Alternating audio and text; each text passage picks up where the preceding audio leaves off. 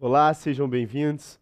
Vamos trabalhar hoje com mais um tema de História do Brasil, com o primeiro reinado. Na estrutura tradicional que a gente faz de divisão da história do Brasil, a gente trabalha com três grandes blocos, três grandes períodos: colônia, império, república. A gente vai começar agora a analisar o império, que se divide também, uma divisão meramente didática, em primeiro reinado, regências e segundo reinado. Bom, a gente vai começar com o primeiro reinado, o governo de Dom Pedro I. No último encontro, a gente falou do processo de independência do Brasil e como Dom Pedro se tornou imperador. Bom, o Brasil, já independente de Portugal e já um império, constitui uma unidade, e é dessa unidade que a gente vai trabalhar agora, essa primeira fase da vida independente do Brasil, sobre um modelo monárquico, imperial. Aqui, a bandeira do Brasil Império. Tem semelhança com a nossa atual bandeira? Claro que tem. A estrutura das cores, a própria estrutura da bandeira, o retângulo verde com o losango amarelo. O que muda? O centro. Aqui a gente tem o brasão da coroa portuguesa, ou da família real portuguesa, Bragança, que governa Portugal, ou governou Portugal desde 1640. Dom Pedro I é um herdeiro, dos Bragança, ele é um Bragança, e a bandeira do Brasil traz no centro o brasão da família Bragança. E é interessante perceber que nessa bandeira a gente tem dois ramos, o de tabaco e o de café. O café, que se tornou a grande alavanca do desenvolvimento econômico do século XIX e início do século XX, e a importância do tabaco, do fumo, que é moeda de troca, ou era, moeda de troca para escravos, a mão de obra fundamental. E por falar nisso, por falar dos escravos, a nossa independência traz mais continuidades do que rupturas em relação ao passado colonial. Por quê? Bom, em relação aos escravos, a escravidão continua. A mão de obra fundamental do latifúndio para produzir, para a exportação, continua sendo os escravos. Aliás, a estrutura econômica se mantém um latifúndio, então são as grandes propriedades, monocultoras, produzindo uma única coisa, seja o café, seja a cana, o algodão, o tabaco, mas é a monocultura com trabalho escravo voltada para exportação. Também uma manutenção em relação ao passado, uma continuidade em relação ao passado colonial para o império, é a exclusão das camadas populares. As elites brasileiras que promovem com Dom Pedro a independência não estão interessadas em trazer para a cena política as camadas populares. Então a gente tem uma manutenção, uma continuidade em relação ao passado colonial para o império da estrutura econômica e da exclusão das camadas populares. O que a gente tem de ruptura? É política. A grande ruptura é política, no sentido em que o Brasil agora é politicamente independente, organiza um próprio governo e se liberta de Portugal. Mas, atenção, a gente cai numa área de influência da Inglaterra. Tá? Então, se a gente se liberta por um lado de Portugal, por outro a gente vai se tornar mercado inglês. Lembrem-se, os acordos de 1810, que deram privilégios à Inglaterra no comércio com o Brasil, serão reafirmados no primeiro reinado. Tá? Então há uma continuidade também em relação aos interesses e os privilégios de comerciantes ingleses no Brasil. Então a gente percebe que há muitas continuidades e o vestibular, o Enem, gosta de explorar essas ideias. O que se muda? O que continua com a independência? Então a nossa independência ela é política, mas economicamente a gente mantém as mesmas estruturas de ser um país agroexportador dependente da importação de produtos manufaturados, industrializados, que vem prioritariamente nesse momento da Europa. Bom, tá aí o sujeito que promoveu, né, que personificou a nossa independência, Dom Pedro I. Não é à toa que ele aparece aí com várias condecorações, que é para dar esse ar de glamour, para dar esse ar de seriedade e esse ar heróico, né? Ele se construiu em torno da imagem de Dom Pedro I, o herói da independência. O filho dele, o Dom Pedro II, vai mandar produzir obras para glorificar esse passado. Agora, o que a gente vai analisar nessa aula de hoje? Qual vai ser a tônica daqui em diante? Um homem jovem que se torna imperador do Brasil, mas que politicamente é um tanto desastrado. Então, do ponto de vista político, o primeiro reinado é um desastre. Então, o Dom Pedro I não é modelo político para quem quer aí ser um bom governante. Aliás, o primeiro reinado acumula uma série de desastres políticos e é disso que a gente vai se ocupar agora. Começando pela Constituição. Bom, a Constituição do Império, aliás, é uma só para o Império todo, ela foi outorgada, ou seja, foi imposta em 1824. Isso quer dizer que havia uma Assembleia, que homens da elite brasileira foram eleitos, elaboraram um projeto e apresentaram para Dom Pedro. Dom Pedro rejeitou esse projeto. Por que ele rejeitou esse projeto? Porque nesse projeto o poder do imperador estava diminuído. Aliás, estava o poder das elites na Assembleia, no poder legislativo. Esse poder legislativo ele subordinava o poder executivo, que era o poder ao qual o Dom Pedro foi atribuído ao Dom Pedro. Então era uma subordinação do executivo ao legislativo nesse projeto constitucional elaborado pelas elites brasileiras. O que Dom Pedro faz? Bom, Dom Pedro ele fecha a Assembleia, manda embora do Brasil, inclusive, vários personagens que participaram, que foram importantes nessa transição para a independência, como o próprio José Bonifácio, e impõe essa Constituição. Aqui a gente tem uma estrutura, tá? Um esquema bem simplificado da estrutura da divisão dos poderes. Por quê? Porque para a gente entender como que essa Constituição garante para Dom Pedro a concentração dos poderes nas suas mãos, a gente tem que entender esse poder aqui, o moderador.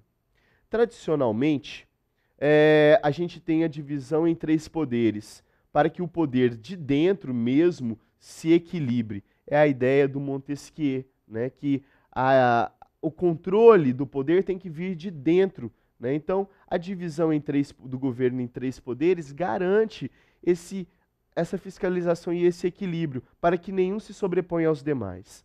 No Brasil, há um 4º poder, é o poder moderador. Esse é a atribuição única e exclusiva do imperador. Como que acontece isso? Bom, a gente tem um poder legislativo, bicameral, 2 câmaras, um Senado e uma Câmara dos Deputados. O Senado era vitalício, uma vez senador, senador até o fim da vida. Câmara dos Deputados, deputados eleitos para mandatos de 4 anos. Aí vem o Poder Executivo, que hoje no nosso modelo republicano é exercido pelo presidente. Nesse modelo monárquico é exercido pelo imperador e que escolhe, vai compor os presidentes das províncias, tá? Que hoje a gente chamaria de governador estadual. E também o imperador escolhe os ministros que vão governar com ele. E o Poder Judiciário pelo Supremo Tribunal, constituído por juízes. A questão é que, com o poder moderador, o imperador pode dissolver o legislativo, ou seja, mandar todo mundo embora e chamar novas eleições. Com o poder moderador, ele tem o direito de escolher os juízes e compor esses tribunais. Ou seja, graças ao poder moderador, ele pode influenciar e interferir nos demais poderes. Na teoria, o poder moderador serve para equilibrar os demais poderes. Na prática, o poder moderador serve para concentrar os poderes na mão de Dom Pedro. E esse é o segredo da concentração dos poderes na mão do imperador, sem que haja absolutismo do Brasil. Então é incorreto você dizer que, olha, o Brasil, o Império, era um modelo absolutista. Não, era uma monarquia constitucional, que tinha uma constituição vitalícia, porque o imperador governa até o fim da vida, hereditária, tá? Porque passa de pai para filho. Então, nesse modelo, Dom Pedro poderia governar até o fim da vida. Então, vamos voltar para a questão fundamental? Ou seja, por que esse Dom Pedro, que poderia governar até o fim da vida, vai governar por 9 anos apenas? Começa em 1822 e termina em 1831, por causa desse desastre. Esse desastre que é a administração dele, do ponto de vista político, mas também do ponto de vista econômico e militar, não foi bem sucedido. E é disso que a gente vai tratar agora. Então, a imposição dessa Constituição desagrada fundamentalmente as elites brasileiras. E desagradar as elites brasileiras, isso significou respostas violentas de uma parte da população. Por exemplo, no caso, o Nordeste, a partir de, mas não apenas, Pernambuco, um movimento de revolta que a gente conhece como Confederação do Equador. A radicalidade era tamanha que se pretendeu fazer no Nordeste uma independência do Nordeste em relação ao resto do Brasil, implantando inclusive um modelo republicano. Olha, alguns analisam a Revolução de 17, a Revolução Pernambucana de 17, como continuada na Confederação do Equador. Ou seja, a Confederação do Equador seria uma continuidade em relação a 1817, a Revolução Pernambucana.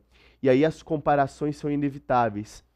As comparações entre Dom Pedro I, nosso imperador, e o pai, Dom João VI, que governou Portugal e Brasil a partir do Brasil. Lembrem-se, transferência da corte portuguesa para o Brasil em 1808 e a permanência de Dom João VI no Brasil até 1821. E como esse processo garante ao Brasil uma série de liberdades, e essas liberdades vão se tornar objeto para a nossa luta pela independência. Bom, a situação do Nordeste não havia mudado muito. A miséria das camadas populares, desejo de liberdade das camadas médias, influenciadas pelo iluminismo, desejo de poder pelas elites agrárias. E o desprestígio político dessas elites do Nordeste, que ficam relegadas a um segundo plano, quando a capital é o Rio de Janeiro, quando o desenvolvimento econômico está concentrado agora no Sudeste, não mais no Nordeste. O Nordeste é importante, a produção de algodão, de fumo, açúcar, mas o centro econômico, o motor agora é o Sudeste. E essa revolta que une camadas tão distintas, com interesses tão diversos, resulta nessa luta que a gente chama de Confederação do Equador, na qual participou o Frei Caneca, aquele padre, né, que foi um dos líderes da Revolução Pernambucana de 17, que, como muitos outros, foi preso e anistiado. Então, vamos comparar. Lá em 17, Dom João VI reprimiu uma revolta no mesmo lugar, prendeu e depois anistiou. O filho vai reprimir com extrema violência e vai mandar executar o padre. E é esse mal-estar, é lógico, a repressão cria um mal-estar, mas o mal-estar pela execução do padre, um padre extremamente querido, é muito grande. E aí a comparação, Dom João VI perdoa, o filho Dom Pedro I manda executar. Aqui a gente tem um trecho do poema do João Cabral de Melo Neto, que é o Alto do Frade, em que mostra, aqui é um trecho final já, no momento da execução do Frei Caneca. A forca é pena habitual para assassinos e bandidos. Assim, para mais humilhá-lo, foi condenado a tal suplício. Ou seja, forca é bandido. O Frei Caneca, vai ser condenado à forca. Ser fuzilado é pena digna do militar, mesmo insubmisso. Como ninguém quis enforcá-lo, na hora final foi promovido. Ou seja, os carrascos se recusaram a executar Frei Caneca. Tiveram que executá-lo a tiros, que é pena para militar e não para bandido. Então, no imaginário popular, a força da igreja é muito grande. Aliás, na Constituição estava prevista a união entre Estado e igreja. Então, havia uma relação muito forte da igreja com o Estado e da religiosidade na vida das pessoas, a ponto de um carrasco se recusar a executar o padre. Ele deve ter pensado algo do tipo: eu executar o padre, vou para o inferno? Nem pensar, né? Então, por isso, o poema do João Cabral de Melo Neto dizendo que no final da vida ele é promovido, porque sofre a pena capital, mas é fuzilado e não enforcado. E esse mal-estar da repressão violenta, isso gera uma impopularidade ainda maior de Dom Pedro. E para quem pensa que acabou, não, tem mais. Aqui a gente tem uma imagem do desembarque de tropas brasileiras em Montevidéu em 1816 para 17. Ou seja, mais uma vez a comparação, Dom João VI o pai, Dom Pedro I o filho. Dom João VI o pai manda as tropas brasileiras para o que hoje é o Uruguai e conquista o Uruguai. Então essa imagem do Debré mostra esse desembarque. O filho luta mais uma vez no Uruguai, né, o que era a província cisplatina, o desejo de liberdade dos uruguaios, claro, nunca foram parte do Brasil, mas vão lutar pela independência, ou melhor, lutam pela independência e conquistam a independência. Então você imagina, para Dom Pedro, a comparação era inevitável. O pai conquista, o filho perde. O pai é vitorioso, o filho é derrotado. E ser derrotado por um país, sem nenhum menosprezo ao Uruguai, que é um país fantástico, com um povo maravilhoso. E que, claro, tinha todo o direito de lutar pela sua liberdade. Mas imagina a extensão territorial, a população e o poder econômico e militar do Paraguai se comparado ao Brasil. E a gente perde essa luta. E o Uruguai se torna independente. E não é só o problema de perder a guerra. A guerra em si era impopular. E mais, para poder lutar, teve que pegar dinheiro emprestado, teve que gastar dinheiro. E aprofunda a crise econômica do Brasil. Ou seja, guerra impopular, derrota e crise financeira, crise econômica resultante da campanha e mal sucedida campanha. E aprofunda ainda mais a crise do primeiro reinado. Para quem acha que acabou, não acabou. Calma, tem mais. A filha, tá, de Dom Pedro I ganha o direito de ser a rainha de Portugal. Por quê?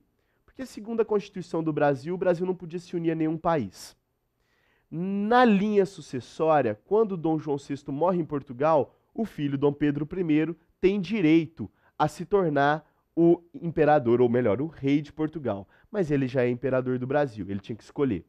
Ou o rei de Portugal, ou o imperador do Brasil. Ele escolhe ser imperador do Brasil e passa o direito para a filha.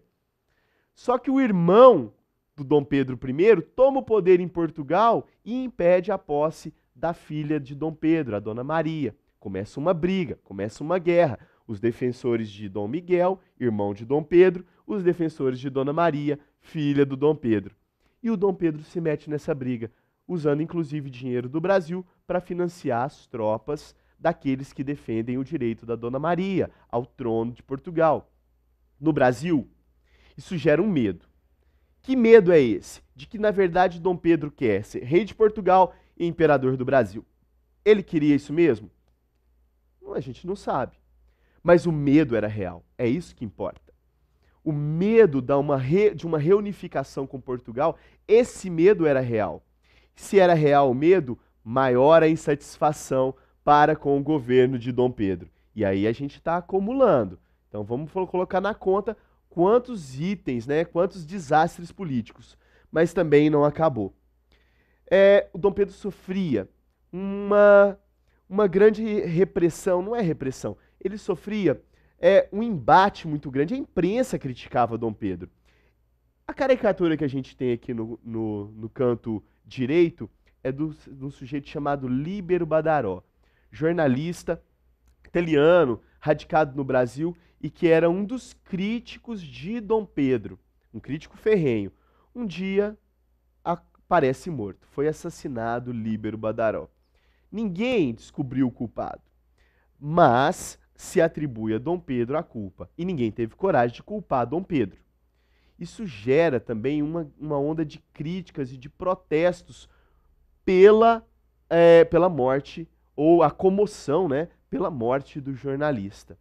Nesse episódio, Dom Pedro I vai a Minas Gerais para tentar fechar uma aliança com a elite mineira, é mal recebido, volta para o Rio de Janeiro. E no Rio de Janeiro, a capital, onde havia uma elite portuguesa e um grande número de portugueses morando no Rio de Janeiro, ocorre uma celebração. Os portugueses organizaram uma celebração para trazer, né, ou para receber o imperador, tadinho, que estava tristinho por tanta crítica em cima dele. Aí ocorre a chamada Noite das Garrafadas. Eu coloquei essa garrafa aqui na mão, né? Parece até uma mão feminina, uma garrafa quebrada que é representando isso, né? A Noite das Garrafadas. Um momento em que os portugueses vão celebrar a volta de Dom Pedro I e os brasileiros invadem a festa na rua e quebram tudo. Aliás, é um quebra-quebra que dura mais de uma semana. Comerciantes portugueses que abrem as lojas, têm as lojas invadidas, quebradas e saqueadas. Então o sentimento anti-lusitano é muito grande. Isso porque, à medida que Dom Pedro I se afastava da elite brasileira, se aproximava da elite portuguesa. E por reação, essa elite brasileira e os brasileiros, em geral, que estão percebendo essa situação, vão se unir. Então a gente vai ter uma união de vários grupos que têm interesses distintos, de brasileiros que pensam e que têm projetos diferentes para o Brasil, mas que vão se unir com um objetivo: a luta contra Dom Pedro, a luta contra o primeiro reinado. E, por reação, Dom Pedro cada vez mais se aproxima dos portugueses. Olha, tem uma questão que é bem interessante. Para tentar salvar o primeiro reinado, o Dom Pedro manda embora os ministros portugueses e convoca ministros só brasileiros. É o chamado Ministério Brasileiro. Mas a ala radical dos brasileiros não está satisfeita com isso e continua os protestos. Dom Pedro não consegue agradar os brasileiros como um todo e ainda desagrada os portugueses. O que ele faz? Bom, já que eu não agradei os brasileiros, manda embora o Ministério Brasileiro e convoca um superconservador português. Tá? É o chamado Ministério dos Marqueses. Aí sim os brasileiros vão à loucura. Tem então uma série de protestos, uma onda de revoltas nas cidades e principalmente no Rio de Janeiro. A coroa está ameaçada. E como a monarquia era vitalícia, ou seja, para a vida toda, e hereditária, se Dom Pedro fosse derrubado do poder, o filho não poderia governar. Diante de tamanhos protestos, de uma elite brasileira que está insatisfeita e uma ala radical que tem ligação com as camadas populares e que está na rua fazendo pressão, bom, no dia 7 de abril de 1831 ocorre o final do primeiro reinado, porque Dom Pedro I abdica do trono, quer dizer, ele abandona o trono, ele abre mão de ser imperador do Brasil, passa o direito para o filho, Dom Pedro II. Só que ele ainda é uma criança, tá? Ele não pode assumir, ele tem 5 aninhos. Então, esse 7 de abril de 1831 marca o final do primeiro reinado e o início de uma outra fase, a regência. Um período em que o Brasil vai ser governado por regentes, né, que organizam, que regem. Ou seja, a Constituição dizia, sem o imperador, na ausência do imperador, governam os regentes. E aí, num próximo encontro, a gente trabalha as regências. Por agora, fica esse desastre que foi, do ponto de vista político, econômico e militar, o primeiro reinado. Um imperador que poderia governar a vida toda e que abdica do trono em favor do filho, Dom Pedro II. Esse vai governar muito tempo, mas a gente vai falar dele também numa outra oportunidade. Com isso, a gente chega ao final do primeiro reinado. Espero que vocês tenham aproveitado. Obrigado pela atenção e continue aprendendo com a TV Senec.